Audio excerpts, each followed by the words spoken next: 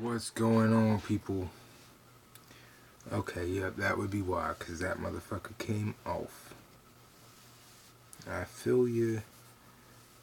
But anyway, I have the bandana to keep that beanie on because that bitch don't like to stay in place. So I wear the bandana to keep it in said place, okay? But anyway,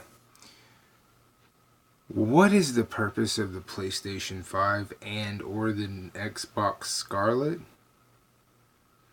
We don't need another conventional console generation.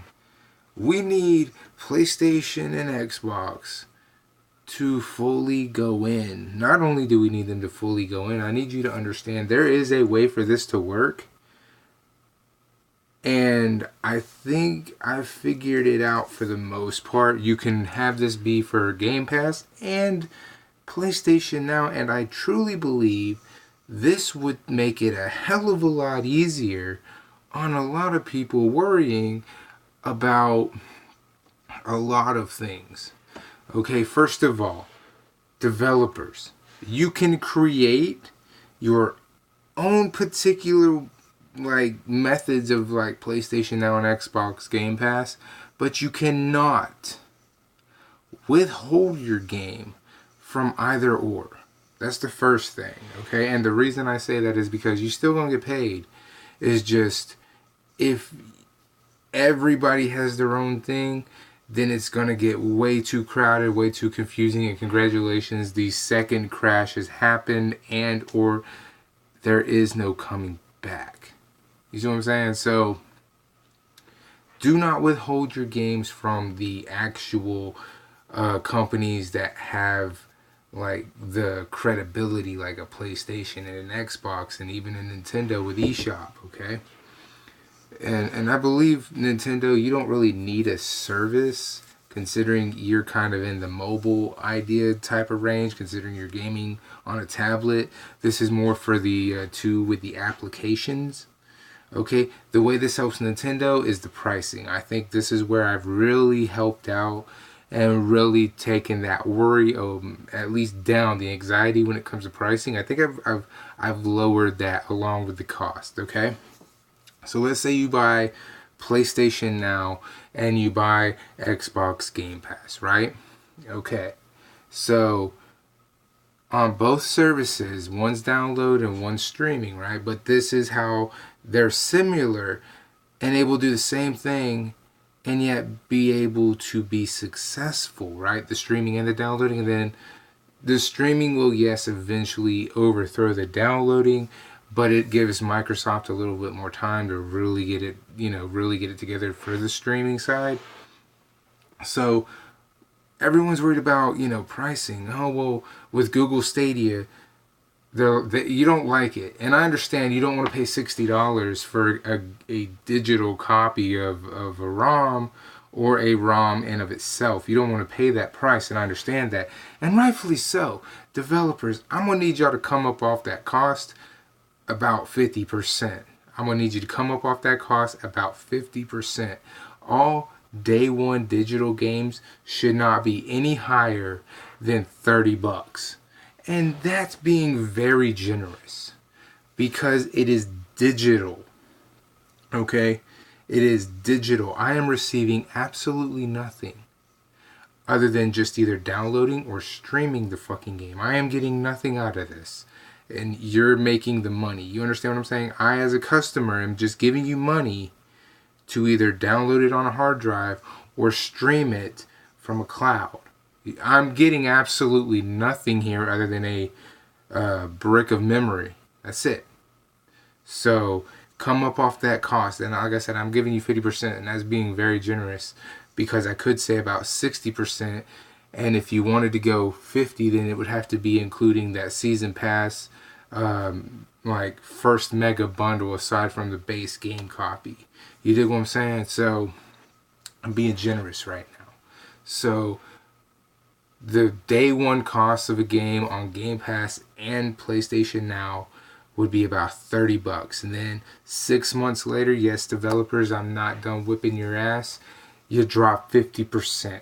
You can only charge up to $15 for that game 6 months after its release. I'm not saying that no one's going to buy it. More people are going to be intrigued to buy it to find the price going down. Okay? 6 months after the first price drop, it drops down to $5 at the last time you can get some money on this game. After 6 months of that, the game is free. The game is free as long as you have either PlayStation Now or Game Pass. Okay? And I know what you're thinking. Well, who's paying for the game and the subscription? That's the beautiful part, right? That's the beautiful part, because if PlayStation Now is $10, you're really paying that $10 for PlayStation Now to be stacked with PS1, PS2, PS3, PS4 titles. All these games you're going to be paying on are the new titles. You're not paying for anything of yesteryear. The $10 subscription is to help PlayStation keep their servers up and everything running smooth. That is what your $10 is going for. The $30 to buy said game or rent said game is only for that small amount of time. They only get 6 months to make $30 from you. And if you wait 6 months, then it's 15. You wait 6 months after that, it's 5. And then 6 months after that, it goes into the free games on the PlayStation Now. You dig what I'm saying? Or even on Xbox One. Same rules apply. You pay the $10 for the Game Pass, and then you pay upwards of $30 depending on the title. Day one, 6 months later, it drops down to $15. And then 6 months after that, it drops down to $5. And then after that, it's free as long as you subscribe to Game Pass. And just like with PlayStation, that $10 you're giving Xbox to be on Game Pass is to just make sure everything's running smooth, that there's no problems. That way you have a understanding of where your money's going. So overall, you're paying tops $40. You see what I'm saying? And now if you spend excessively, of course it can add up. But I think $30 for a digital only game is a hell of a lot easier pill to swallow than $60 fucking dollars, including the subscription cost every month. I think that's an easier pill to swallow, and it doesn't matter who it is. It doesn't matter if it's Game Pass or if it's PlayStation Now. It doesn't fucking matter. Both of these are applications that run off of PCs, cell phones, smart TVs, tablets, and there's no reason that this kind of technology in the right pricing shouldn't be successful. If we don't hurry up and get on board now, it's going to be, we don't have a choice. You see what I'm saying? Because it's already happened within the movies, okay? We went from VHS to DVDs to Blu-rays and to 4Ks. Unfortunately, the transition period from DVD to Blu-ray took forever because it was way too overpriced. And PlayStation 3, even though they backed the Blu-ray, was overpriced and people weren't paying that kind of money. I'm sorry, that is a fact. When PlayStation 2 came out, it was a relatively good way to get a DVD player and relatively cheaper than a DVD player within of itself, because it also came with the fact that it played video games, making DVDs something to transition, real easy into. When PS3 came out backing Blu-ray, it came with a hefty fine just to get it, so people backed away, and DVDs have lived on for a long time, longer than they should have. And now we're seeing 4K DVDs or 4K Blu-rays, and those things are already irrelevant. They don't really matter. Most everything now comes with a copy of a Blu-ray, DVD, 4K DVD, and a digital movie code. And when you have the digital movie code to a 4K movie, the digital copy is for a copy of the 4K movie. So, kind of makes 4K irrelevant, because why not just get it digitally 4K without going anywhere? It's tied to your Google account, it's tied to your Movies Anywhere account, it's tied to your Xbox account, somewhere that is tied to some account somewhere. And like I said before, if we made it to where you have to allow your game on one of the major threes, being Nintendo, Xbox, and Sony. You have to allow your game. Companies like, EA with Origins, you can't just have your titles on your shit, and you have to have that for you. You can have it, but you can't be like, this is the only way to do this. You can't have our shit running through the Game Pass or through the PlayStation, because people are not going to pay you any fucking attention. Okay? Make sure you keep your games as good as possible on both, if all. You get what I'm saying? And like I said, I left Nintendo out of this because Nintendo doesn't have one of those apps. Nintendo kind of jumped into the hardware side of the portable market, which the portable market is kind of where PlayStation and Xbox are going with these applications with Game Pass and PlayStation Now. They're trying to get on more things like tablets, cell phones, laptops, shit that you carry with you so that you don't have to be attached to a television, which is one of the biggest things Nintendo has going for them with the Nintendo Switch, is you're not wired to a television. It doesn't require you to be at home in front of a television, when we as adults who have been growing up with these consoles all our lives, we're busier. We can't necessarily be on a PlayStation for 24 hours. We can't necessarily be on the Xbox for 8.5 hours. That's something, I mean, some people can do it, but I can't do it. There's a lot more people who can't do it. So they go for the more convenient option to their lifestyle. Right now, that's the Switch. But if you make it to where, hey, if you get a PS5 controller, you hook it up to through Bluetooth compatibility, you hook it up to the Bluetooth to the cell phone or to the tablet, hey, you can play a PlayStation Now title, which is any game that was ever on PlayStation. You feel what I'm saying? And that's another thing, to ease people's minds. You have to have your entire library from the beginning.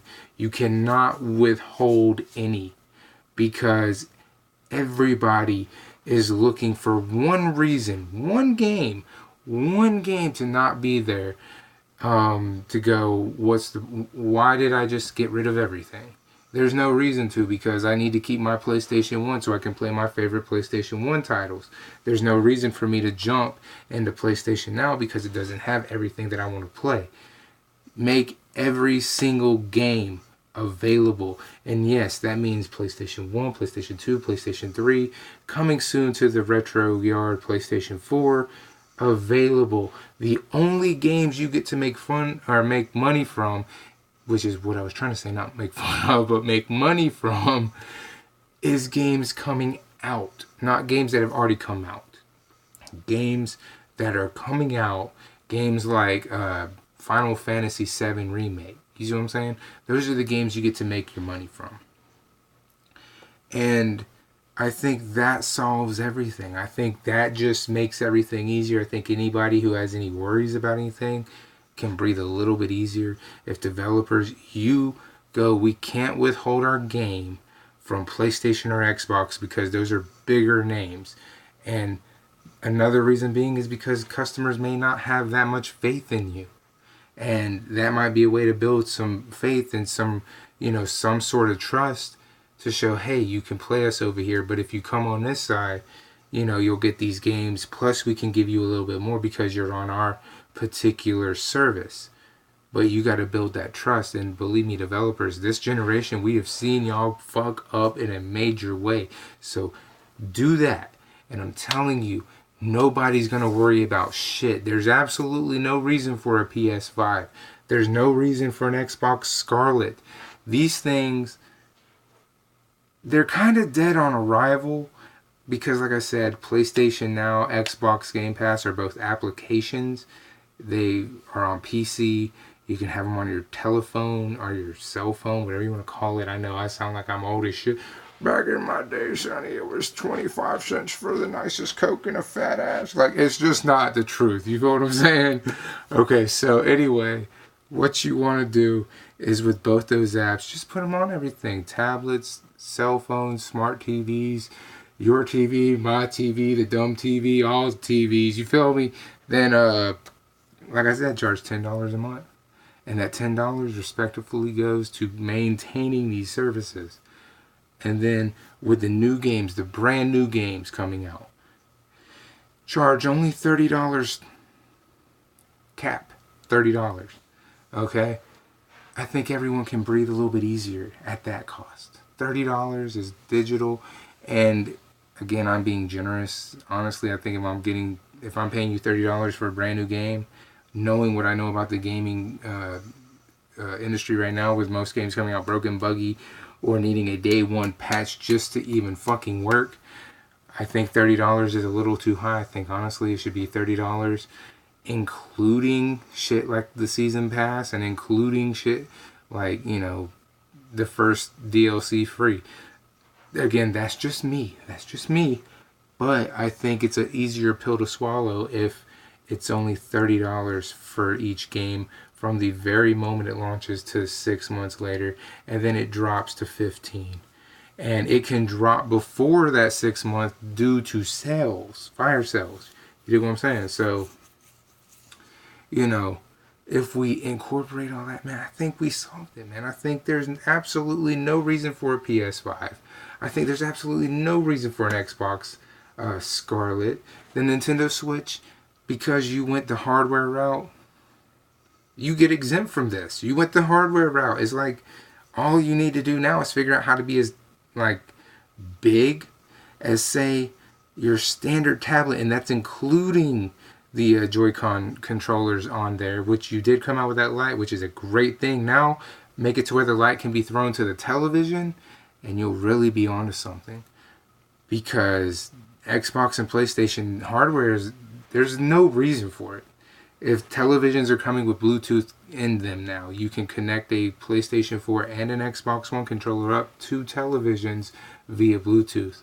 Game services like GameFly, PlayStation Now, have already been in existence on 4K TVs through the apps. They've been taken off recently, but those things were a thing, and if we can get those to come back, and we can get these subscriptions and shit like what I was just saying, there's absolutely no reason for another physical console.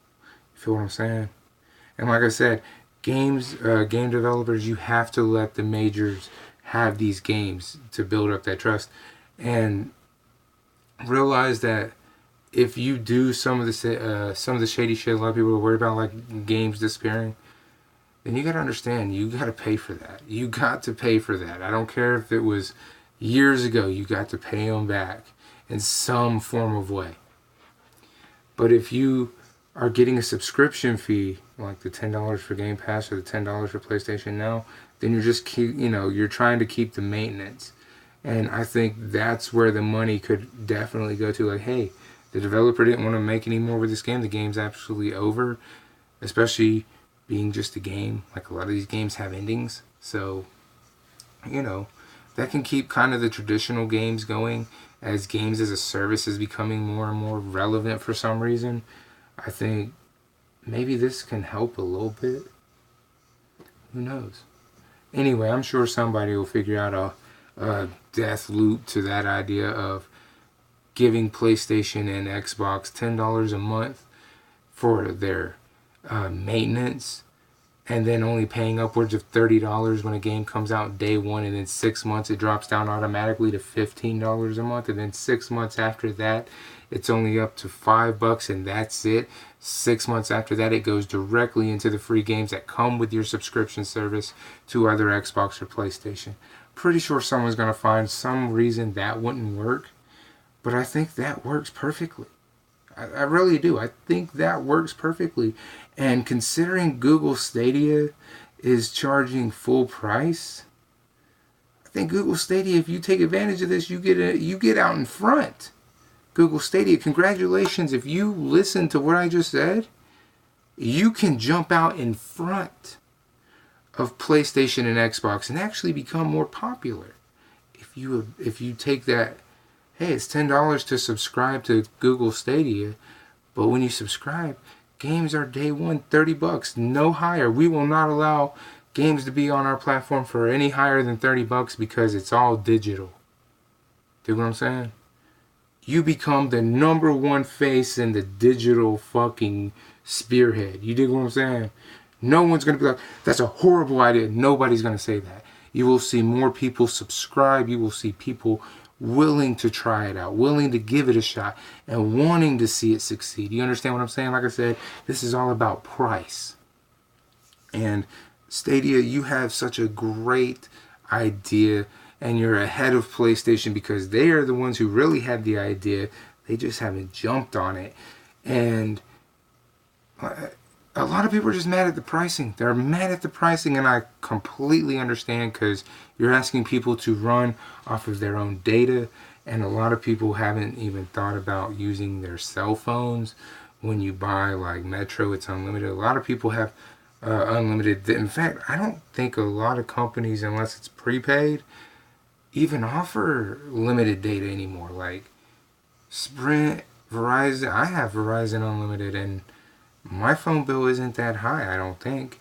And then I know AT&T, they kind of have, but I don't know what their prices are in 2019. But I mean, you get unlimited data, and that includes your own phone being a hotspot. So I mean, with that kind of info, man, you might be able to have Stadia if Stadia was more reasonably priced. Do you know what I'm saying? So anyway, I'm going to get up out of here. Y'all let me know in the comments if you've made it this far. Let me know, bro. Let me know what's happening, and I will talk to you guys later.